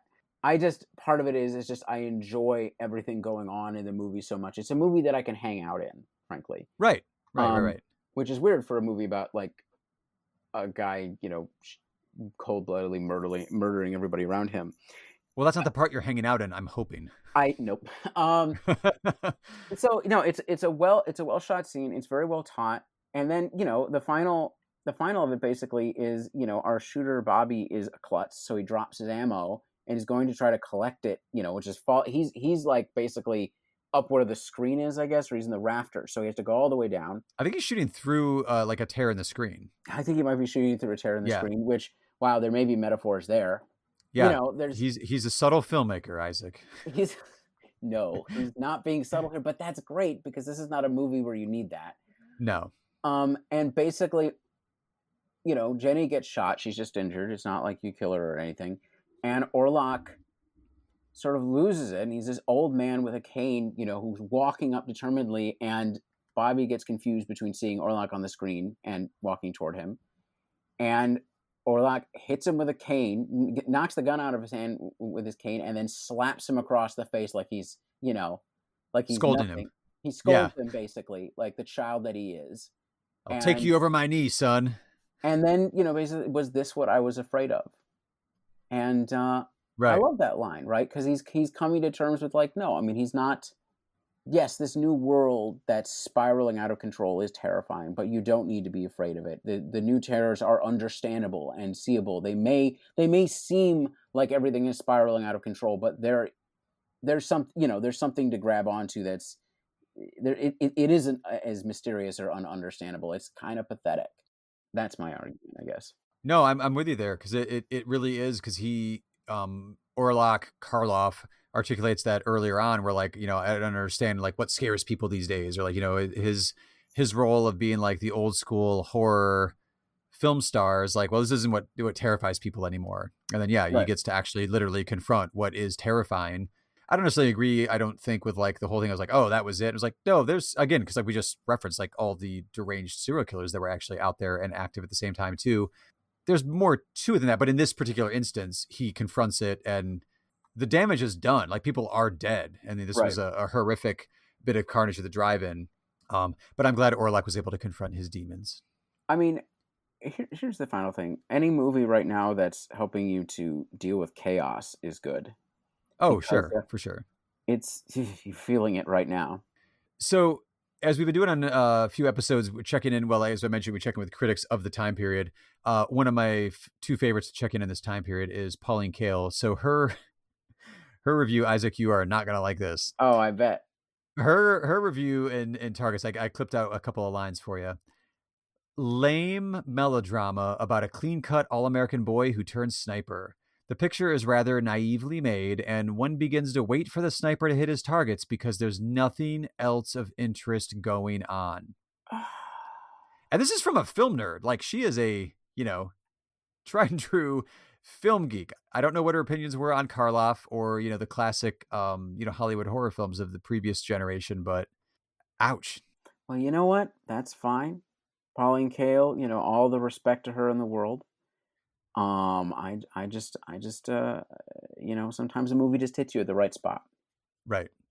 Well, as we've said previously too, with her reviews, I'm a huge fan of her writing, but I rarely agree with her. And oftentimes my disagreement with her is she'll describe something and that's why she doesn't like it. And my thought is, yeah, but that's why I love it. Right. I don't think that's the case in this particular one. Like, she's very, very kind of harshly dismissive of it. Well, you know, I can take that. It's okay. And I'm sure Boris can too. So the last film that we wanted to focus on in this particular episode, before we just do a quick mention of a couple documentaries, is Symbiopsychotaxiplasm, Take 1, from director William Graves. The synopsis, I'll go ahead and just read it from IMDb. It doesn't quite do it justice, I guess. Well, can something do it justice? I'm not even sure. Well, you tell me. So the one-line synopsis from IMDb is: filmmaker William Graves auditioned acting students for a fictional drama while simultaneously shooting the behind-the-scenes drama taking place. I guess technically that's right, but it doesn't get technically across. That's right. And then it's that lane. Look. Oh, size always in the fucking way. This is the class picture here. This is the class. Size Safaria. No, what is it you want to know? What kind of picture you make? What kind? Feature length. The feature length, we don't know. We are not trying to take the film away from Bill Greaves. You know, it's not merely an experiment. It's an experiment that's culminating in a film. Now, I didn't read the concept of it. Take it easy. What? It's going very well. It is not. You know it. The way to make the script better is to first of all drop the euphemisms. You talk real language. For all anybody knows, he's directing this whole scene. He doesn't know how to direct. I ran out of film there. He wants another magazine. He wants another magazine for Larner. We'll get into it, and when we get into it, you know, the people out there will understand. And if you ask him, what is the film about? He just gives you some answer that's just vaguer than the question. Don't take me seriously. Slade? Slated.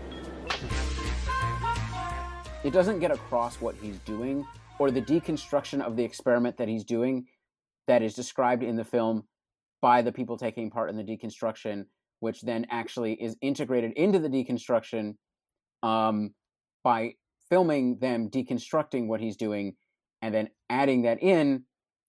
But meanwhile, they during their deconstructive conversation, recognize the fact that it's very likely that the scene that there is being shot right now, where they talk about the deconstruction, will be added into the film. Thank you for the analysis, letting us know exactly what you're doing. Yeah. Okay, that if you haven't seen the movie, I don't know how much help that is, but that is accurate. It's brilliant, right? It's just within a film within a film. Right. And it's a brilliant movie. I did not know what to expect. I knew it was going to be like meta and experimental. And sometimes there's a layer of that where I just sort of get annoyed. I mean, I think you can tell that with our conversation about Godard earlier in the decade. This is not like that. It's incredibly entertaining. Oh yeah, it's hilarious too. It's like really funny. It's wildly entertaining. I'm glad you brought up Godard, because like I put that in the notes where I was like, this feels like a movie Godard should have made. Like I'm a huge Godard fan. I'm not a big fan of Contempt, which is like kind of his own like movie about movies or whatever. Mm-hmm. This is what he should have made. Right. Well, you know what? William Greaves beat him to it and did, I think, a better job than he would have. Oh, he did a way better job. This movie, the way I would recommend it, so like when you hear avant-garde, when you hear experimental, a lot of times, at least my own personal reaction when I hear those words described to a movie that I haven't seen yet before I go to watch it, I'm immediately thinking like, oh God, I'm gonna have to watch this a few times. Am I going to get it? Am I going to know what they're talking about? Am I going to know what they're referencing? This isn't some obtuse, avant-garde experimental film where you need like, like a film professor to like, kind of like hold your hand through it and try to figure out like, oh, this music cue means this, and this is referencing this thing. That's like, okay, I'm just gonna say like a later Godard movie, like, the Image Book or something where you're like, what the fuck are you working through right now, man? This one works. Like that may sound really confusing, that it's like a film within a film within a film of like students auditioning for a fictional drama while simultaneously doing a behind the scenes movie, while simultaneously making a movie about that behind the scenes movie. If you're interested in filmmaking, if you're interested in like acting, if you're interested in like theater, if you're interested in like getting into, like we mentioned earlier with the Actors Studio and method acting and really like diving in and getting like immersing yourself in like the actual craft of acting, like this is a movie for you. Like this is there. It's all in the text too. You don't have to deconstruct anything. It's just, it tells you what it is and deconstructs what it is while being what it is. Entertainingly. Like the conversations that they're having are fun to watch. They're actually interesting while they're explaining what they're doing. While they're actually like, I mean, the first scenes with the cast, it's like you're actually working through the mystery, right? Like they're like, right. They're like, okay, what the hell is going on? And like they start with like, he's a really bad director. Yeah. He's a really bad I think within like 5 minutes he stops directing to be like, oh, we got to film this woman on the horse. She's got big tits and they're bouncing. Right. You're like, what is he doing? Like it inspires no confidence whatsoever in the actors. Well, and then they keep running out of film. So part of the reason they have to take after take after take, and the actors are like sort of falling apart. Like you see them talking to the director candidly about each other and like shit talking the other one. And it's like, this isn't. Oh, that's being filmed. This isn't gonna be. It's gonna turn up. Everyone's gonna see this. But yeah, I mean, I just like. I mean, it's like, and they're talking about like, how can you deal with the, how do you, who's going to be in charge of the film? And it's like, is he sabotaging his own movie just to create the chaos? Yeah. Or dysfunction? There's this point where they finally like have the conversation. The cast has the conversation with him about what's actually going on here, like about the art that's happening. And he makes an analogy between the dysfunctional political system of the 60s, where just, where things just don't work, and social system, and that he is that system in this situation. Right. And that they are rebelling against him, just as society, the society that is, in rebellion in the streets is rebelling against said system. Yeah. And one of the things that you point out, what I love about it is you're totally right. Instead of bullshitting us with the deep thoughts and mystery that you'll never understand, he just says it. Yeah. Focus, for some reason, that my brain went to in rewatching it this time was on the acting, because I hadn't really looked up too much of his William Graves biography previously to watching it this time. I'd watched the movie before, and I watched the Criterion Collection has a good version of this out on DVD. I don't know if it's on Blu-ray. I have it on DVD from years ago. There's also a documentary about Greaves and his work, and I hadn't watched that one before, again, because like you can watch it and the text itself, the film itself is hilarious. It's engaging. But the acting that they have on here, you see them filming this movie called like Over the Cliff, I think it's called. And all you see is one scene that these two actors are doing. So it's not like you get lost in the weeds of like, what is this about? You just see them do the same dialogue over and over again. And it's really interesting because you have them do it in different styles of character. So at one point, like, oh, let's do it a bit more melodramatic. Oh, do it a bit more reserved. Oh, push back a little bit more. So you actually see this interesting acting process. Greaves was around. He joined the Actors Studio, famed Actors Studio we mentioned before on the Who's Afraid of Virginia Woolf episode.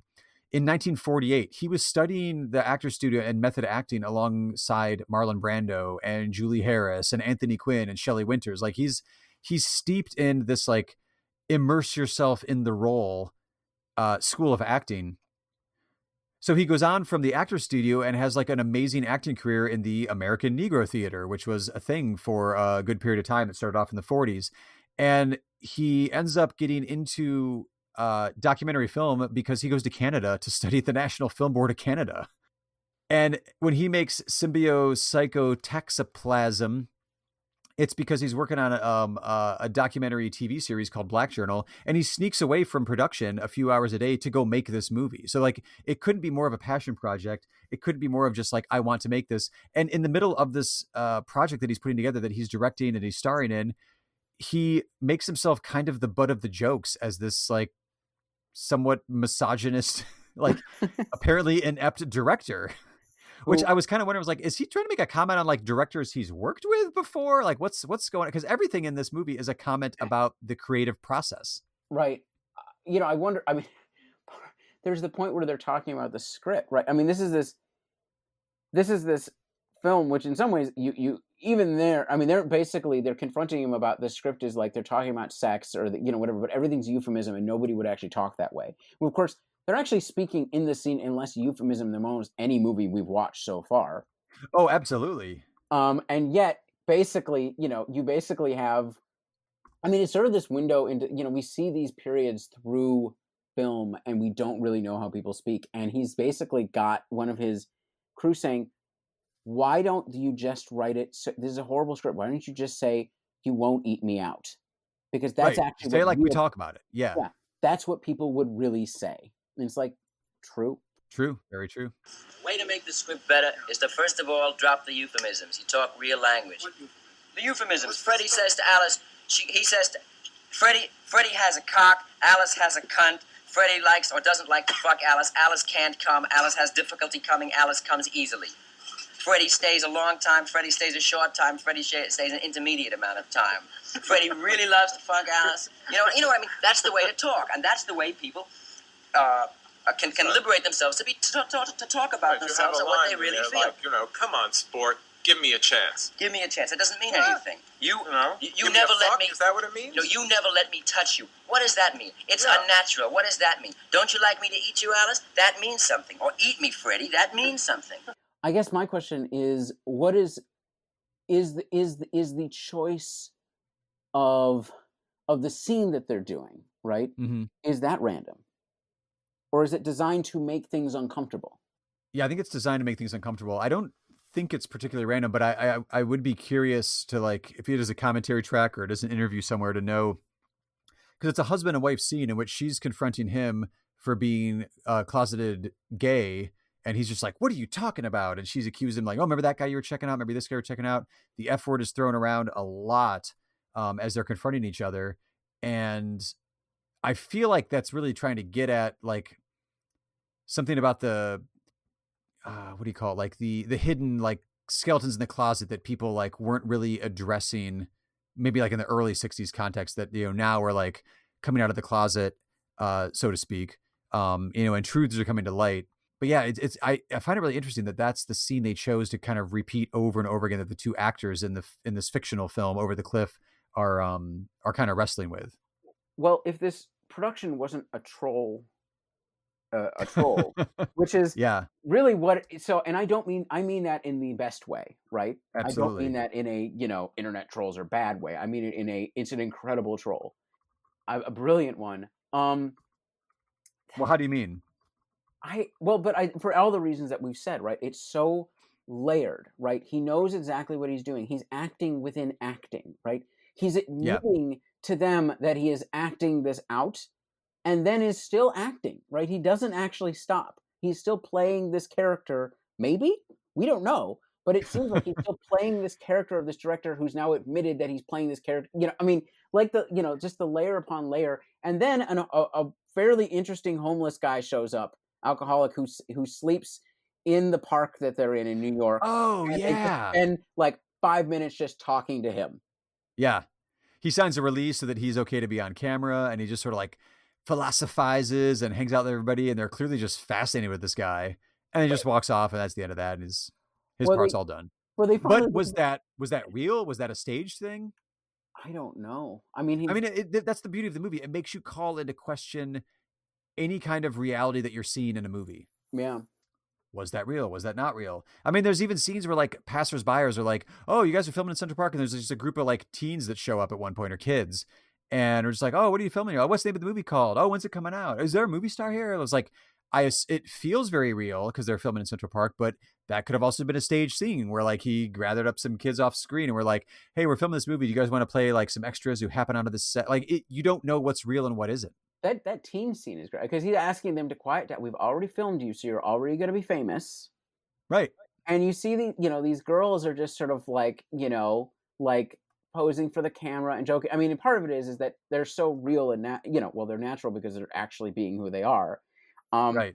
I mean, part of the pleasure of it is you do get a little bit of the texture of day-to-day life in the park, of what life was really like, maybe. Oh, yeah. Of just who's just hanging out, Part of it is you don't have to do sort of the quotaing of, let's say, black characters or Puerto Rican characters, for instance, because in real New York, that's just what it's like.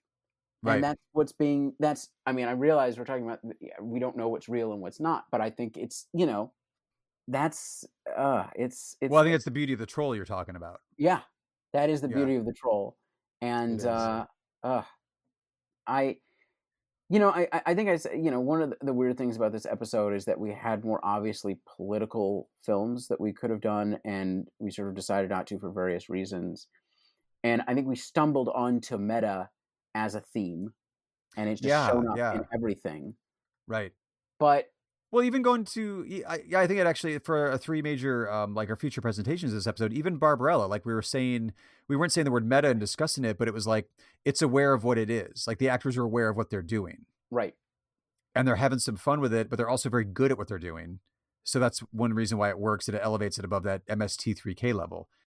Target's, like we said, it's commenting on the old Hollywood kind of hitting the new Hollywood to a certain extent with the two different plot devices, or the two different plot threads that are going, but it's also meta because you have got, Boris Karloff playing Boris Karloff, kind of commenting on the state of his generation within Hollywood at that particular point in time, which is a huge transition year because new Hollywood is definitely here and it's here to stay. And this one is just like as meta as it can fucking get.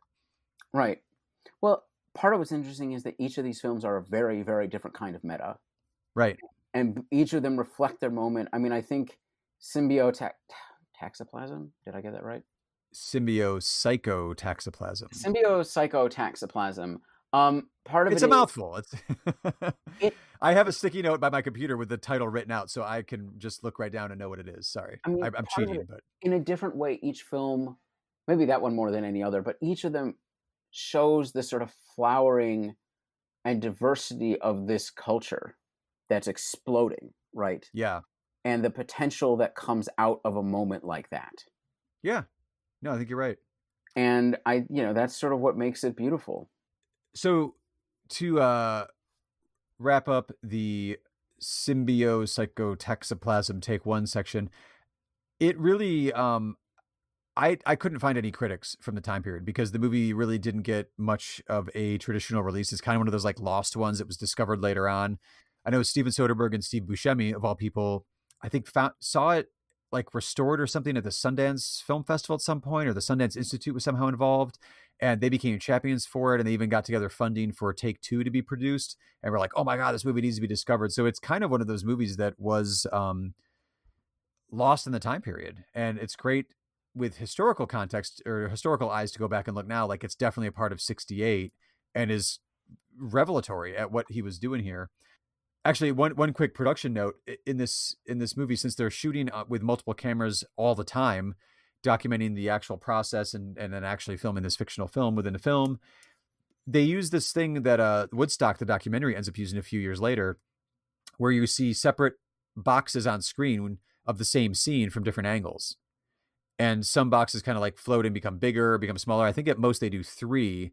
So you kind of see different coverage of the same scene from different angles all at the same time, which I find it to be a really interesting way to shoot a film. In one scene, especially when like William Reeves is talking to one of the actors in the fictional movie Over the Cliff, you see them in one scene, and then you see the crew in another box on the same scene, just like being bored and like reloading their films. And it gives you an interesting context where you almost get like an establishing shot at the same time you're getting the close up. And it's a really interesting way to show what's going on at the same time. And it builds a really interesting kind of fictional, although this is supposed to be a documentary universe. I don't know. It's a really interesting way to kind of like let it's almost like you're seeing things that you're not supposed to be seeing. Is it a documentary? Is it though? That's the troll question you have to answer for yourself when you watch this movie. Yeah. It's actually pretty similar. There's one from 67, which we didn't even mention, because it's one of like even more obscure, called David Holtzman's Diary. That is it a documentary? Is it not a documentary? It's up to you, man. So I just want to do a couple quick shout outs. Documentaries. We've been kind of tracking documentaries the same time period. And there's 2 landmark documentaries from this particular calendar year, 1968, that came out. One is Monterey Pop, which is, I think, pretty famous in the world of documentaries, especially in the world of like, music documentaries. This is from director D.A. Pennebaker. He's one of the filmmakers that was part of the co-op, the Drew Associates, which we talked about with Crisis, Behind a Presidential Commitment back in the early 60s, one of our earlier episodes. So he's around. He's part of that crew that develops the idea of direct cinema and brings cinema verite style tactics to America. On Monterey Pop, he actually brought in Richard Leacock, who was part of Drew Associates, and Albert Melees, who did Salesman and a bunch of other great direct cinema documentaries, to film this one. Monterey Pop is hugely influential because it documents a festival in which you've got Big Brother and the Holding Company with Janis Joplin, you've got Jefferson Airplane, you've got Otis Redding, you've got Ravi Shankar, you've got the Mamas and the Papas, you've got The Who, you've got Jimi Hendrix. This is the concert film where Jimi Hendrix lit his guitar on fire and busted it up on stage. It's probably the most famous bit of footage from this particular movie. This movie, though, is cited as a huge influence on actually getting together Woodstock as an event, like in real life. I don't remember the names of all the organizers, but the organizers, when they went to pitch the idea originally of setting up a studio for people to come and record on some property in Woodstock, which would end up, I guess, from what if I'm remembering my Woodstock history correctly, snowballed into becoming the actual concert event that it was. But they saw this movie right before, I think like the week before they ended up doing this pitch for like, the idea of Woodstock. They saw this movie, were like, wait, we should really do something like this. It crystallized the idea of how music can have a power to kind of harness the energy of the counterculture and the counterculture movement and kind of articulate that sentiment in an event and bring people together for the actual event. Which is very telling, because if you watch Monterey Pop, have you seen this one, Isaac? No, I actually haven't.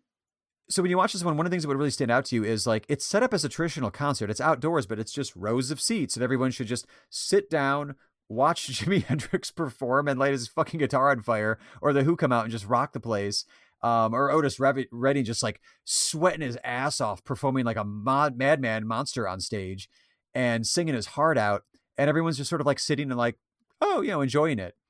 Traditional concerts are out the window after this, because like Woodstock, like there's no fucking chairs set up. Everyone's just like in a mud pit. They're in and just like everybody just gathers together and watches this and just all has vibes on the music at the same time. This one has like kind of a holdover like old school concert kind of style to it, but ends up being like massively influential, and you don't get Woodstock the event, you don't get Woodstock the documentary without Monterey Pop. I think my dad was there. What? I could be wrong. He might have been. I know he talked about there was like the Monterey Jazz Festival. I remember him going specifically to one of these things to see Ravi Shankar, and I think it might have been this. I'm pretty sure my aunt. So this is really obnoxious because you have any relatives who were alive in this period. Everybody was at Woodstock. Well, I don't have any relatives at Woodstock, and that's fine. But I think he might have actually gone to see Ravi Shankar. Interesting. Which is great performance in this one. And it's also these aren't performances that are like edited together. I mean, they are edited to a certain extent, but part of the idea of the direct cinema approach was you just film. And what they would do, which also is a great thing that they do in Woodstock, and they'll use like the multiple shots on screen at the same time in like 2-3 different boxes, so you can see different angles of the stage.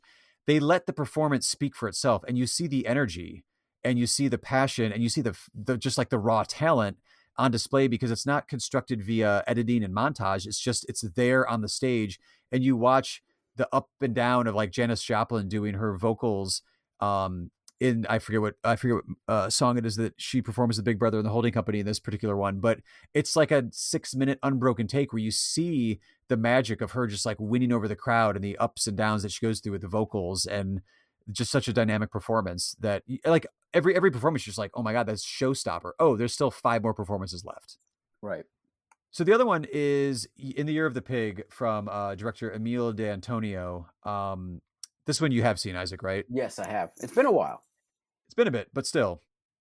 Unbelievably powerful documentary about the Vietnam War as the Vietnam War is hitting its peak in 1968 as far as troop levels go.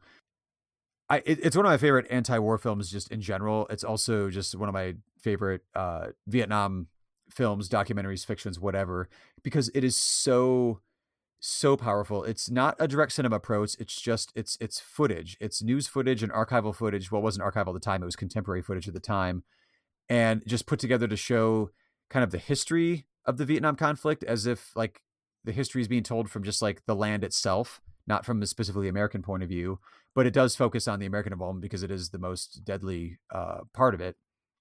Amazing documentary filmmaker. If we could have found some of his other documentaries, we would have definitely included them in our 60s coverage here. In 64, he does a documentary called Point of Order, all about the McCarthy era and the McCarthy hearings, which we discussed at length in our earlier 60s episodes. He does a documentary in 67 about the JFK assassination called Rush to Judgment that I've never been able to find, but I've always wanted to see. He goes on in the 70s to do a documentary on the Weather Underground called Underground. This film in particular, though, In the Year of the Pig, it was greeted with a lot of hostility by audiences. There were bomb threats. There were bomb threats called into theaters that were showing it, and vandalism directed specifically at the theaters as well. So once that started to circulate, I guarantee you there were a lot of theaters that just didn't book it because they were like, fuck that. I don't want to have that kind of hassle. Because like, who wants to actively court bomb threats at their establishment? Well, look, being against the Vietnam War was not actually popular, and even by 1968, by 1968 right. Is not going to be popular, and part of it is I can't remember when the polls turn, but even if people start to turn against it, being openly against it like that, no, right? I mean, it's look, just to give you a sense of it. I mean, when Martin Luther King comes out, we talked about Martin Luther King coming out against the war, and it was a massive deal. Right? Yeah, it was a massive deal that he would dare to do that. No, it was not, like even as the anti-war movement won the argument, it didn't make them popular. And we can see how the anti-war movement has been treated in popular culture, where basically the Republican narrative has won out, where it's not treated as a serious movement that involves real organizing, but as just, frivolous children. Yeah, it was just the hippies. They didn't like war. Right, which is like, no, like you don't have an effective anti-war movement where it's not, the real deal. Right. Which isn't to say like, the hippies were anti-war, but like you said, we even mentioned like, the Vietnam veterans against the war and eventually the Winter Soldier testimonies. Like there ended up being like, it was a huge coalition of people that are like, fuck this. Yeah, no, I need to rewatch Year of the Pig because it's been so long. I don't think I've watched it. Yeah, for but 12 it's years. too late, Isaac. We're on to 1969. Ah, it's too late. What have we got for next episode? We're wrapping up our Summer of 60s series with 1969. Another packed year, by the way, but... I mean, it is a ridiculous year, but I think, let's see. We're gonna go for Easy Rider, because we can't really leave the most influential biker movie alone. Also, thank God we're finally away from all the Nazis. We're finally moving on from Nazis completely. Oh, so good. I'm so looking forward to that. Of a podcast about political films, we're going to watch Medium Cool. And we're going to we're going to watch Charles Burnett's first film, first short, actually, Several Friends. Which I think is a student film he made, right? Yeah, I think so. I don't know if I remember that correctly, but yeah. So, yeah, again, another packed year, so we'll do a few other up notes, but that's quite a stacked lineup, and we will be jumping in with those on our very next episode. So until then, my name is Aaron Spears. My name is Isaac Miller. Stay safe out there, because it's not really calming down.